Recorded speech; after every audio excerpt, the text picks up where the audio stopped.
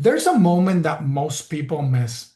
It happens right after you wake up, before the phone, before the noise, before all the things that often keep our mind busy and distracted. That is the moment that's going to determine everything. It's a fine window, the small window that you have. However, there's a habit that most people have that is wrecking that moment and the entire day. And we're going to examine that today in this video. Again, I'm Dr. Brian Ramos, creator of Zen Brain Academy, and I want to invite you into this channel. Please give it a like if you give it a chance and go to the end. And if you like the video, please give it a thumbs up, share with somebody you think may benefit.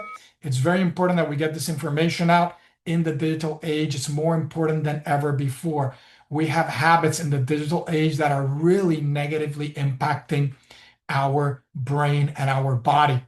And in this video, we're going to talk about the first 10 minutes, how it really controls your entire day, and why most people are getting this wrong. So let me just share something real quick here. All right, and get started. So one of the things that I want to mention is that when you wake up, your brain is very suggestible. It's highly conditionable. I can feed it information, is more likely to take it in.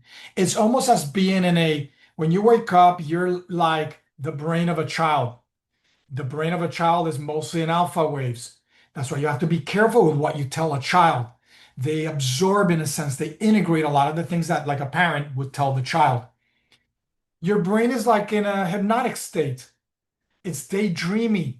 It's very open to receiving whatever you consume in those first 10 minutes. So why does your day feel out of control? Because you grab that phone first. I see this all the time with people. When I wake up, the alarm goes up. What's the first thing that my wife does? Exactly this. She is this person right here, going and looking at social media, a deadline, an email. She has this G chat for the business that she works with. She has a very high profile managing positions, a lot of stress, a lot of responsibilities. And guess what happens? She grabs that phone first, immediate input, immediate noise, immediate reactivity and condition. Most people don't wake up. When they wake up, they're not really commanding their life. They're getting pulled into the day during a time window that's very highly suggestible, as I mentioned. The device is driving that rather than commanding their day in a way that's going to lead to more calmness, control, focus, etc. So I want you to do a small change that's going to have a massive impact. Rather than wake up and immediately grab the phone, take some time for no input, just awareness. This could even be to do things that you normally do. I call that habit stacking, where things that you already do, you layer on mindfulness or breathing or awareness or whatever it may be. So maybe I'm going to get up and I'm going to stretch, or maybe I go for a short morning walk. I'm going to brush my teeth, wash my face, whatever it may be that I do in the morning. I want you to do that with more awareness. You're not changing anything about your schedule. You're just going to be focused more about that initial state. Because oftentimes what we do in the morning, what we do in the morning will, in those first 10 minutes, is going to determine whether my day is really going to be great or it may not be as good. And a lot of times the things that we do in those first 10 minutes are of zero value. And if I spend, and this is also very important in the digital age, if I spend a lot of my time on a device consuming things of zero value, again, it's an obstacle to my growth. It's an obstacle to my benefit, to my success long term. One suggestion that I would give you is go to your social media and go to the settings and erase the history. Wipe it clean so that when you go, it's not suggesting what it normally is. You could even go into those settings and say, I want to be suggested this, this, this, and this. And you treat social media, YouTube, Instagram, TikTok, etc., as a mastermind to find the content creators that are going to give you things that are going to help you level up. If you couple that with the right habits to really micro practices that are going to feed your brain, that are going to help your mood, your concentration, your brain health, et cetera, learning memory. So, for example, practicing mindfulness, more contact with nature, more movement, breathing techniques. What are you reading? Affirmations, so on and so forth. I structure my day in a way that I allow my brain to level up, to have better health, to have better longevity. And if you couple that with learning how to integrate AI, you take that to another level. So, learning all of these skills is critical in the digital age because we often provide, as I mentioned before, zero value when we actually interact with devices, especially in the morning when our brain is most suggestible and vulnerable. So, your brain is highly programmable at this time. Why is that again?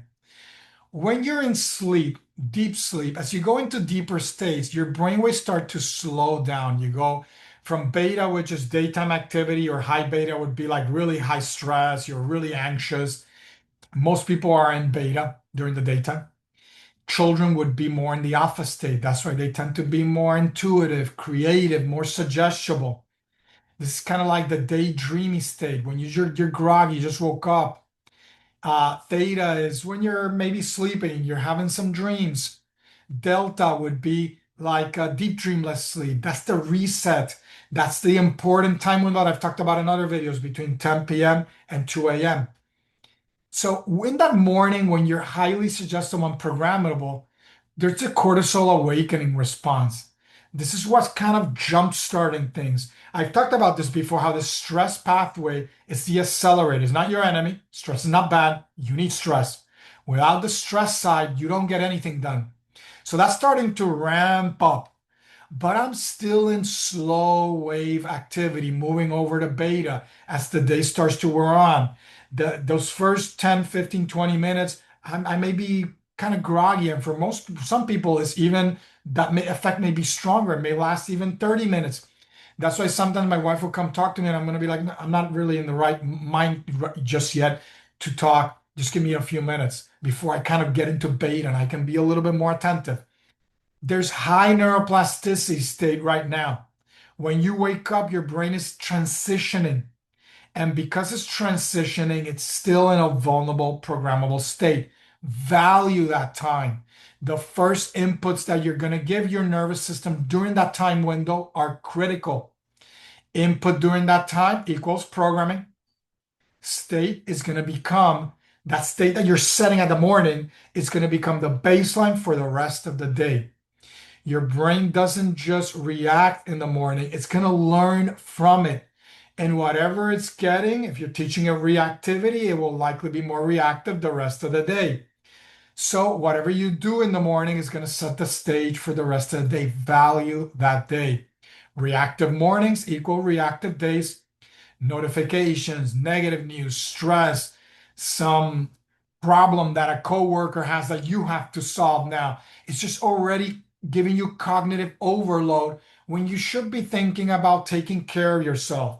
Maybe having some exercise movement, a light breakfast, getting your day started. So if I'm already burdened, where's my mind while I'm doing all the things for me on those things rather than on me? So what I want you to do is to delay that grabbing the device. Ideally, you want to delay it until you actually are seated and you're going to actually start your kind of like formal workday. You don't feel scattered by accident. You're training your brain to create a habit to then feel scattered, stressed, and more vulnerable the rest of the day by the habits that you're instilling in the morning. What is it going to lead to? Poor focus, which is a problem in the digital age. Most people are attention deficit, due a lot to digital devices and the way that we interact with them. Also coupled with our underlying vulnerabilities and maybe other habits that we may have. Poor sleep, diet that impacts our brain function, our ability to focus, so on and so forth. So it's really a holistic, multidimensional effect that we're having. And this is one thing that really is under our control. It's going to lead to more stress accumulation. You're going to be more emotionally dysregulated. You're going to be more prone to negative bias, which is something I've talked about in other videos. Your brain loves. It loves negativity bias. It's not that your day is hard, it's that your baseline is already unstable. You're already being thrown off, and this is going to set your day off the rails immediately. So that programming window is critical. You want to treat it almost like it's like a neuro reset. You want to think of it like a software update where that morning you can give yourself a good software update or you can put viruses. So whatever you do in the morning is going to jumpstart your day. You can power it with the best habits or ones that are going to throw you off.